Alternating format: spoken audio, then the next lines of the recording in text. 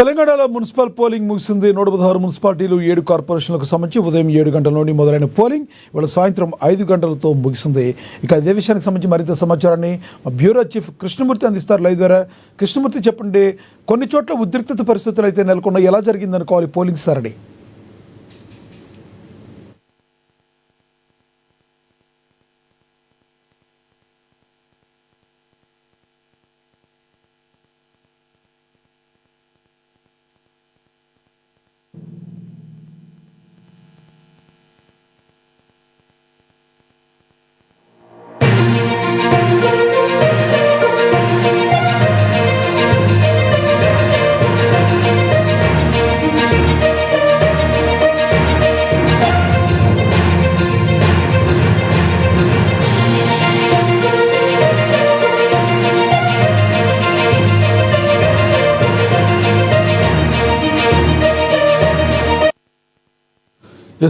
Breaking news చూస్తున్నాం. తెలంగాణలో municipal polling ముగిసింది. 116 మున్సిపాలిటీలు 7 కార్పొరేషన్లకు సంబంధించి ఉదయం 7 గంటలకు మొదలైన పోలింగ్ ఇవాళ సాయంత్రం 5 గంటలతో ముగిసింది. ఇదే విషయానికి సంబంధించి మరింత సమాచారాన్ని మా బ్యూరో చీఫ్ కృష్ణమూర్తి అందిస్తారు. కృష్ణమూర్తి, చెప్పండి, మధ్యలో కొన్ని దగ్గర ఉద్రిక్తత పరిస్థితులు అయితే నెలకొన్నాయి. టోటల్గా ఈ పోలింగ్ సరళిని ఏ రకంగా చూడాలి? ఉదయం నుంచి జరిగినటువంటి మున్సిపల్ పోలింగు పూర్తి స్థాయిలో ప్రశాంతంగా జరిగింది. కొన్ని చోట్ల చెదురుమదురు సంఘటన, అంటే పెద్ద హింసాత్మకమైనటువంటి కావు. పోలీసులు లాఠీలకు పనిచెప్పే విధంగా మరీ ఎక్కువగా ఇదే విధంగా ఏం లేదు. శాంతి భద్రతలకు విఘాతం కలిగించే విధంగా లేదు. దొంగ ఓట్లు వేస్తున్నారని, ఓటర్లను ప్రలోభాలకు గురి చేస్తున్నారని ఆరోపణలు, ప్రత్యారోపణలు, వీటి మధ్యలో కొంత తోపులాట, నాయకుల మధ్య కొంత వాగ్వాదం.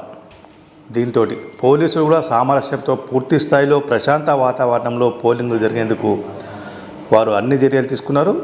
దీనికి సంబంధించినటువంటి, అంటే ఇప్పటి వరకు మనకు అందిన సమాచారం ప్రకారంగా 65% వరకు పోలింగ్ అయిందంటున్నారు. ఇంకా కొంతమంది చాలా పోలింగ్ బూత్లలో ఓటర్లు ఓటు వేసేందుకు క్యూ లైన్లో ఉన్నారు. సాయంత్రం వరకు పూర్తి స్థాయిలో ఎంత పర్సెంటేజ్ జరిగింది, ఎంతవరకు పోలింగ్ అయినది కొంత ఎన్నికల కమిషన్ చెప్పేటువంటి అవకాశం అయితే ఉంది.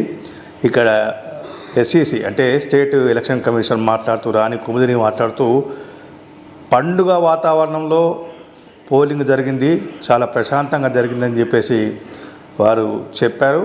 పర్సెంటేజ్ ఎంత వస్తుందనే విషయంలో కొంత ఇప్పుడిప్పుడే పోలింగ్ ముగిసి పోలింగ్ డబ్బాలను అంటే కౌంటింగ్ సెంటర్లకు పంపించే ప్రక్రియ సాగుతుంది. కాబట్టి అధికారులు ఎక్కువ పోలింగ్ కన్నా జరిగినట్లయితే ఏ పార్టీకి అది అడ్వాంటేజ్ అయ్యే అవకాశం స్పష్టంగా కనబడుతుంది అంటారు? స్థానిక సంస్థల ఎన్నికలు కాబట్టి అధికారంలో ఏ పార్టీ ఉంటే ఆ పార్టీకి కొంత అనుకూలంగా వచ్చే అవకాశాలు ఉన్నాయి. ప్రచారంలో ఏది జరిగినా ఎన్ని జరిగినా మెజార్టీ స్థానాలు అధికార పార్టీకి వచ్చే అవకాశం ఉంటాయి. ఎందుకంటే మొన్నటి గ్రామ పంచాయతీ ఎన్నికలు చూసాం. గ్రామ పంచాయతీ ఎన్నికల్లో కాంగ్రెస్ పార్టీ మెజార్టీ సీట్లను సాధించింది. ఆ తర్వాత బీఆర్ఎస్ ఉంది. ఇక్కడ కూడా స్థానికంగా జరిగేటువంటి పనులు కానీ అభివృద్ధి కార్యక్రమాలు, అంటే గ్రామీణ ప్రాంతాల్లో కాకుండా పట్టణ ప్రాంతాల్లో కొంత డ్రైనేజీ వ్యవస్థ కానీ, రోడ్ల వ్యవస్థ కానీ, స్ట్రీట్ లైటు, ఇవన్నీ కూడా రాష్ట్ర ప్రభుత్వ ఆధీనంలో చేసే అవకాశం ఉంటాయి. ప్రభుత్వ యంత్రాంగం అంతా రాష్ట్ర ప్రభుత్వ ఆధీనంలో ఉండి పనిచేస్తుంది. అదేవిధంగా ఈ ఎన్నికలను అధికార పార్టీ చాలా ప్రతిష్టంగా తీసుకున్నారు. మంత్రులకు సీఎం రేవంత్ రెడ్డి చాలా క్లియర్గా చెప్పారు, గెలుపు బాధ్యత మీదే. మీరు హైదరాబాద్లో ఉండకుండా మీ కాన్స్టిట్యున్సీలో మీ కార్యక్షేత్రాల్లో ఉండండి. మీ మున్సిపాలిటీలు ఏమున్నాయో వాటిని గెలిపించేందుకు ప్రయత్నాలు చేయండి, అక్కడే ఉండండి అని చెప్పారు. కాబట్టి ఈసారి మంత్రులు, ఎమ్మెల్యేలు, ఎమ్మెల్సీలు, ఎంపీలు వీళ్ళందరూ కూడా చాలా ప్రతిష్టంగా తీసుకున్నారు. అదే స్థాయిలో కొంత ఈ ప్రచారంలో బీజేపీ కూడా కొంచెం దూసుకుపోయిందని చెప్పచ్చు. బీజేపీ కూడా పూర్తి స్థాయిలో, అంటే మొన్న జూబ్లీహిల్స్ ఉప ఎన్నికల్లో డిపాజిట్ కోల్పోయి కొంత పూర్తి స్థాయిలో పార్టీ చెతకిల పడింది, అయిపోయింది బీజేపీ పని అని కొంత ప్రచారం జరుగుతున్న నేపథ్యంలో ఈ ఎన్నికల్లో సత్తా చాటాలని చెప్పేసి బీజేపీ కొంత ప్రయత్నం కూడా చేసింది.